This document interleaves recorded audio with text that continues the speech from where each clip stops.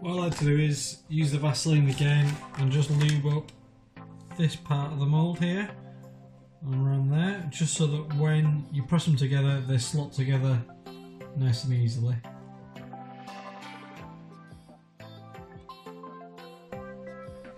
This stuff's just a one mix, so same parts of each.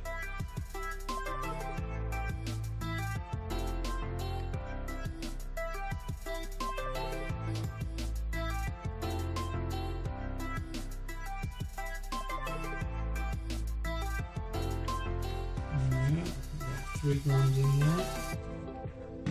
Now this stuff does go off pretty quick, so you have to act quite fast in getting it mixed together and getting it into your mould and how you want it. Right, to 6.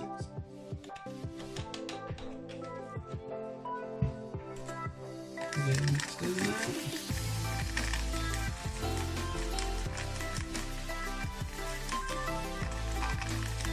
Notice that the red seems to go off a lot faster than the black stuff does.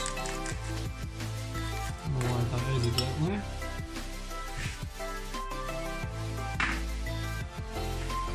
And carefully try and get it into your mould.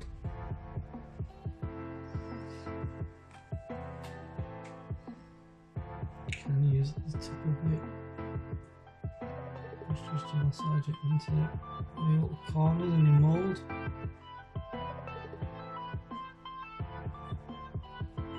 It's in.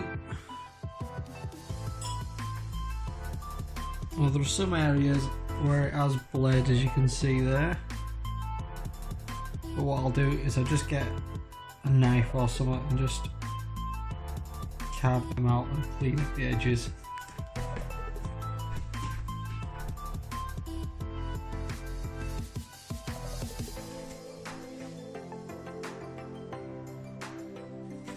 It can be a bit tedious, but if you take your time and get some really good results.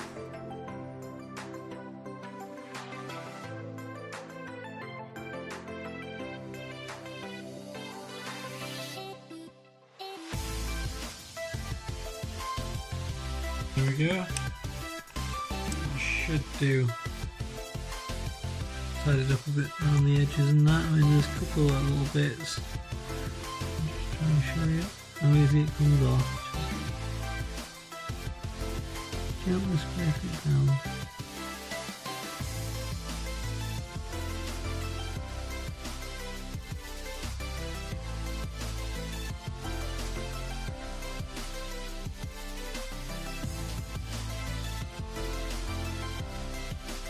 There we go. So that's set enough to be able to pour our black in. Because what you don't want is this for not to have cured enough and then the red and the black mixed together, which obviously gives you a messy result.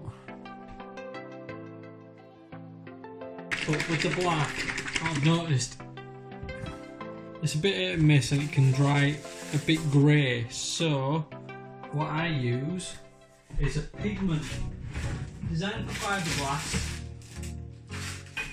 but it's polyester based and mixes quite well and still helps it to set.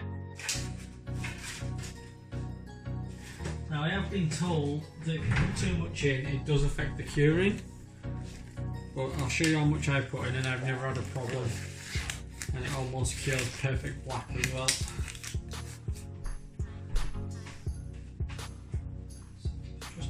Cup.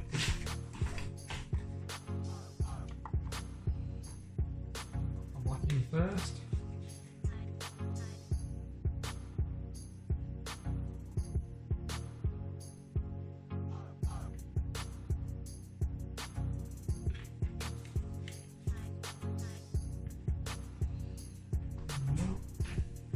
This stuff is quite messy, so I'd use gloves.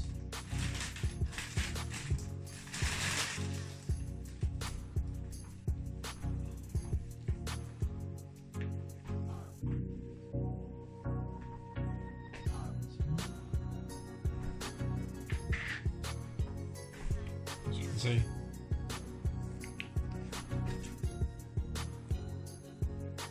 And I've got about 7 grams in there, and I just use just about that much, just on the tip of your paintbrush, whatever you're using to mix.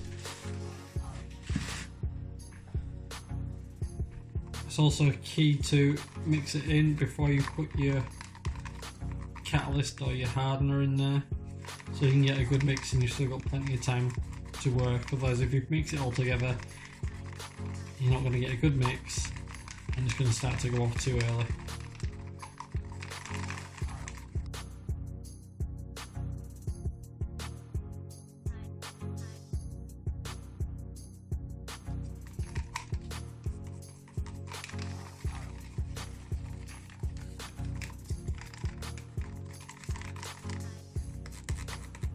There we go, nice and well mixed.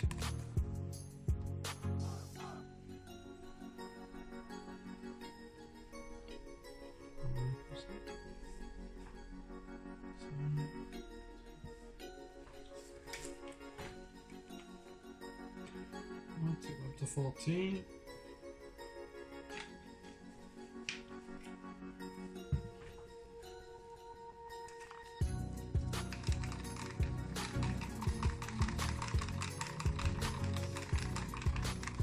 With a really good mix.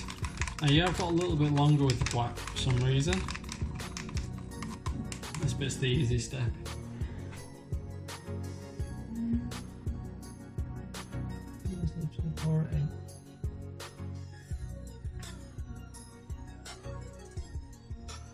Don't have to be as neat with this one because when the second part of the mould's pressed in, it will push out the sides anyway.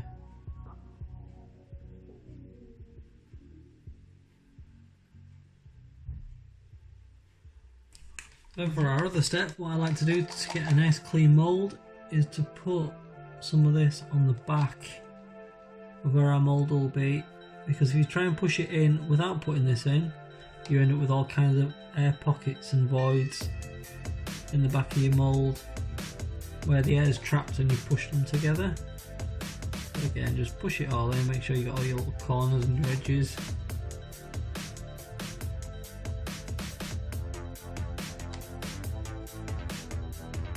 Neat with this, just make sure it goes everywhere. This part is just about pulling out all the detail.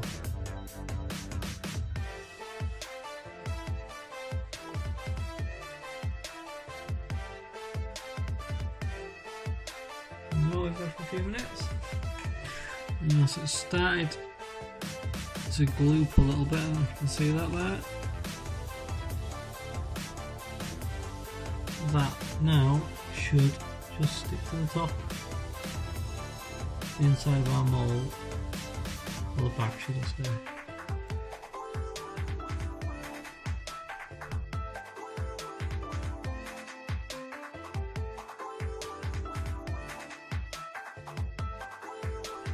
Okay, now for our next step, I'm going to press these two together, so it's just going to a gloop there, so that should be nice when they get pushed together.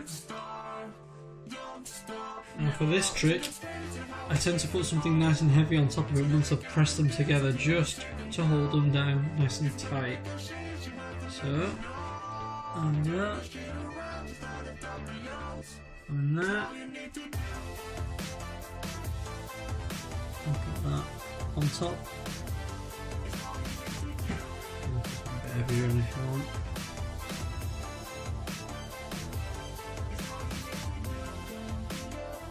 Just hold them into place.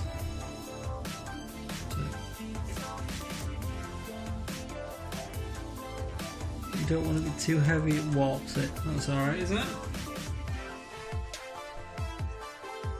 And we'll see how they come out in about maybe an hour, 2 hours time.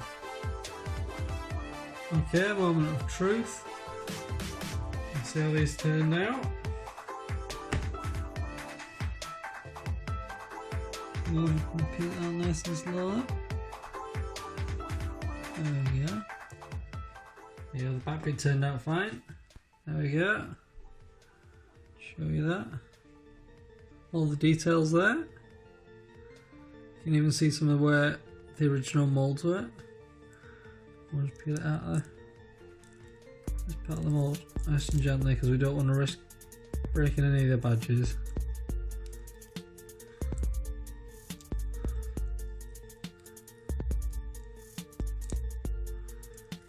And there we go. 2 almost perfect badges. And all you're going to need to do is clean them up. It's a little bit flexible, we'll leave that for a little bit. It'll become more brittle the longer it's left to set.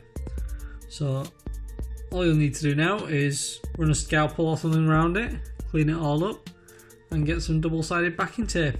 And away you go. Job's a good one.